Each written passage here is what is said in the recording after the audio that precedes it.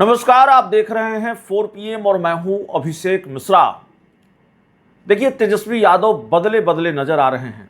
तेजस्वी यादव में बहुत बदलाव दिख रहा होगा और ये बदलाव सिर्फ हम नहीं बल्कि आप भी महसूस कर रहे होंगे। जिस तेजस्वी यादव के बारे में ये परसेप्शन बिहार की राजनीति में मजबूत होता गया कि तेजस्वी यादव राजनीति को सीरियसली ले रहे हैं कि नहीं ले रहे हैं।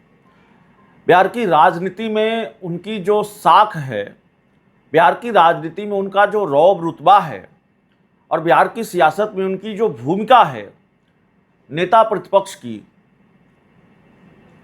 उसको वो गंभीरता से ले रहे हैं कि नहीं ले रहे हैं, या तेजस्वी यादव का जो रौब रुतबा है वो धीरे धीरे घटता जा रहा है। एक परसेप्शन मजबूत हो रहा है कि तेजस्वी यादव गंभीर नहीं है राजनीति को लेकर।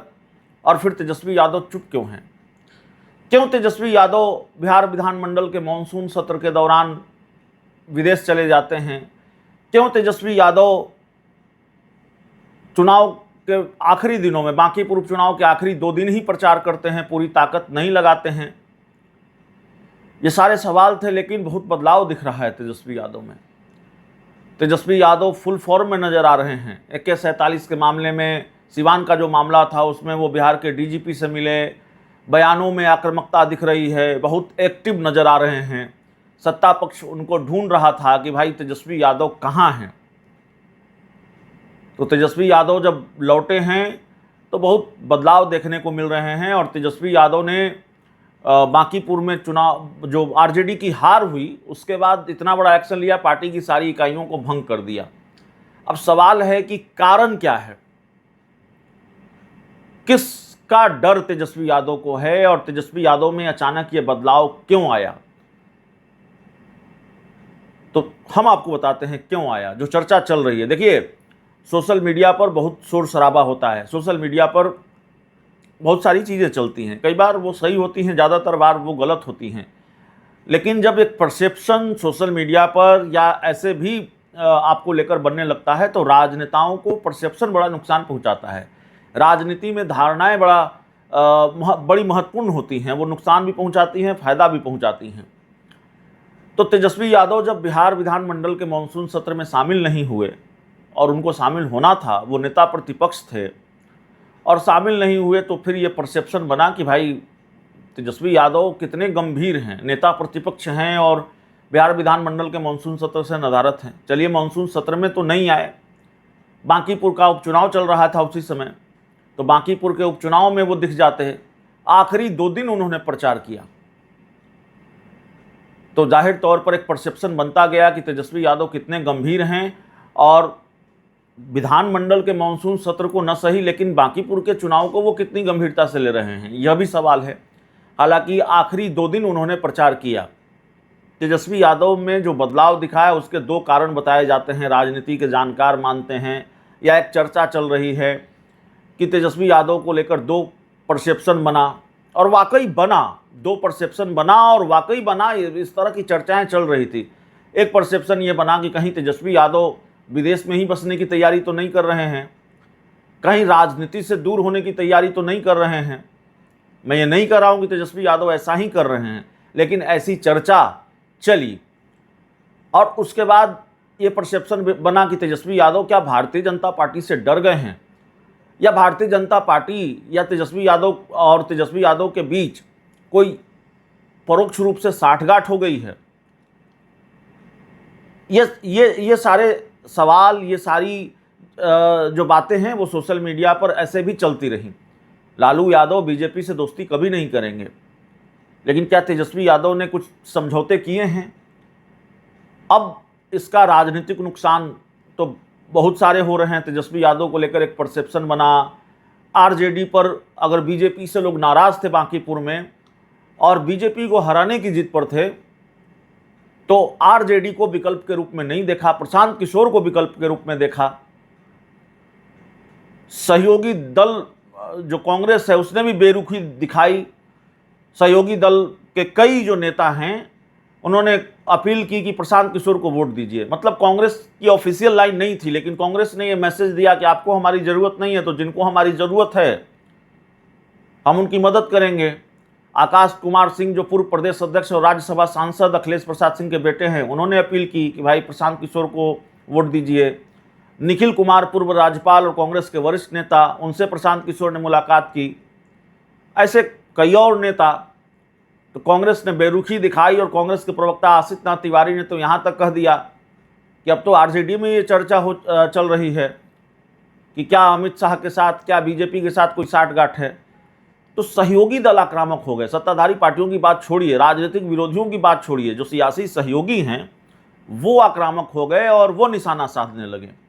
तो ये जो दो परसेप्शन बना कि तेजस्वी यादव बीजेपी के सामने ढीले पड़ गए हैं या बीजेपी से साठगांठ हो गई है और तेजस्वी यादव राजनीति छोड़ने वाले हैं या विदेश फिर जाने वाले हैं, ये सारी चीज़ें, इस परसेप्शन को खारिज करने की कोशिश कर रहे हैं तेजस्वी यादव और ये बताने की कोशिश कर रहे हैं कि जो चर्चाएं चल रही हैं वो बिल्कुल गलत है। और इसीलिए तेजस्वी यादव शायद फुल फॉर्म में लौटे हैं और तेजस्वी यादव को शायद लालू प्रसाद यादव की तरफ से, पार्टी के नेताओं की तरफ से ये समझाया गया हो कि भाई आज आरजेडी उस मुहाने पर खड़ी है कि अगर आप नहीं बदलेंगे और ये परसेप्शन बनता रहा, ये धारणाएं बनती रहीं, तो फिर आरजेडी को बड़ा नुकसान होगा, आरजेडी में टूट भी हो सकती है। पिछले दिनों ये चर्चा थी कि आरजेडी के कुछ सांसद टूट सकते हैं, विधायक टूट सकते हैं। हालांकि 2025 के विधानसभा चुनाव के बाद से ही ये चर्चा रही है, लेकिन एक विधायक फैसल रहमान की अगर बात छोड़ दें तो आरजेडी का कोई विधायक टूटा नहीं है। फैसल रहमान ने राज्यसभा चुनाव में आरजेडी के उम्मीदवार को वोट नहीं दिया था। तो फैसल रहमान दूसरे पाले में चले गए हैं। अब आधिकारिक तौर पर तो नहीं जा सकते। एक विधायक, अगर 25 विधायक हैं और एक विधायक चले जाएंगे आधिकारिक तौर पर, तो जाहिर है उनकी सदस्यता रद्द हो जाएगी। लेकिन उनकी वफादारी बीजेपी और एनडीए को लेकर है फैसल रहमान की, और उन्होंने अपनी पार्टी को गच्चा दिया, ये बात भी किसी से छुपी हुई नहीं है। तो तेजस्वी यादव के सामने अब करो और मरो की स्थिति है, डू एंड डाई वाली स्थिति है, क्योंकि प्रशांत किशोर ने विपक्ष के एक चेहरे के रूप में बिहार में जगह बनाई है, इस बात से कतई इनकार नहीं किया जा सकता। हालांकि ये सिर्फ एक चुनाव था, जन सुराज को पूरी तरह से लोगों ने स्वीकार कर लिया है, ऐसा कह देना जल्दबाजी होगी, क्योंकि इस चुनाव में ये माहौल था, लोग इस जिद पर अड़े थे कि किसी भी हाल में भारतीय जनता पार्टी को हराना है, और प्रशांत किशोर पर उन्होंने भरोसा किया। तेजस्वी यादव इस चुनाव के आखिरी दौर में उन्होंने ताकत लगाई। रेखा गुप्ता के साथ आरजेडी के कुछ नेता नजर आते थे, उतना दमदार प्रचार नहीं दिख रहा था शुरुआती दिनों में, जबकि बीजेपी और प्रशांत किशोर पूरी ताकत लगा रहे थे। तो इसलिए भी प्रशांत किशोर का पलड़ा भारी हुआ कि भाई भारतीय जनता पार्टी के विकल्प के रूप में लोगों ने प्रशांत किशोर पर भरोसा किया।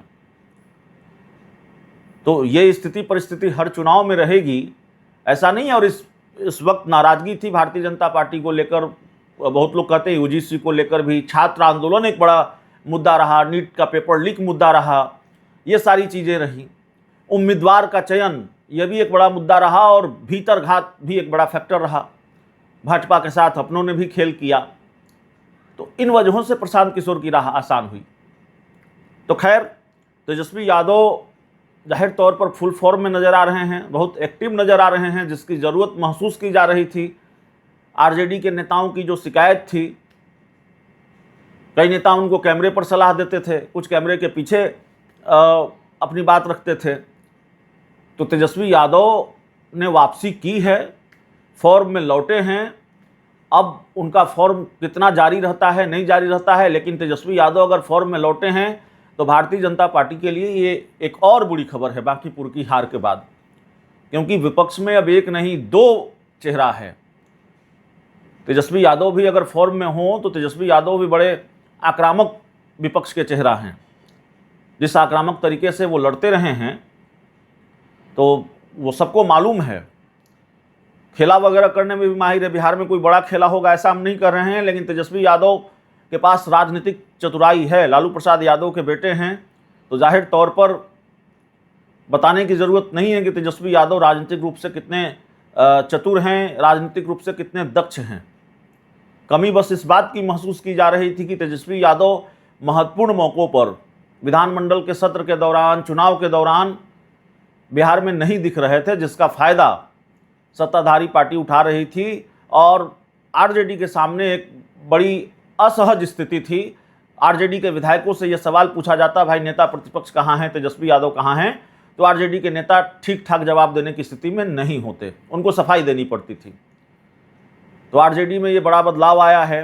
प्रशांत किशोर एक तरफ, तेजस्वी यादव एक तरफ, विपक्ष के ये दो चेहरे। अब दोनों में दोस्ती होगी कि नहीं होगी, हम ये नहीं कह रहे हैं कि दोनों में कोई सियासी दोस्ती होगी, लेकिन भाजपा की और सत्ताधारी पार्टियों की मुसीबत यह है कि विपक्ष का दो चेहरा अगर पूरी तरह से फुल फॉर्म में नजर आया, प्रशांत किशोर जाहिर है फुल फॉर्म में नजर आएंगे और तेजस्वी यादव भी फॉर्म में लौट गए हैं, तो फिर ये बीजेपी के लिए बुरी खबर है, एनडीए के लिए बुरी खबर है। और बिहार की राजनीति की गर्माहट और बढ़ी हुई देखने को मिलेगी। अब तेजस्वी यादव अपने संगठन को किस तरह से धार देते हैं, पार्टी की इकाइयों को उन्होंने भंग किया है, कौन कौन से फैसले लेते हैं, और जो एक परसेप्शन है कि आरजेडी में उन नेताओं की चलती है जो टीटीएम करते हैं, टीटीएम का मतलब होता है चापलूसी, तो जो चापलूसी करते हैं उनको तरजीह मिलती है और उसकी वजह से पार्टी को नुकसान हो रहा है। रोहिणी आचार्य ने भी तेजस्वी यादव के फैसले पर कमेंट किया, कहा ये पहले भी हो जाना चाहिए था।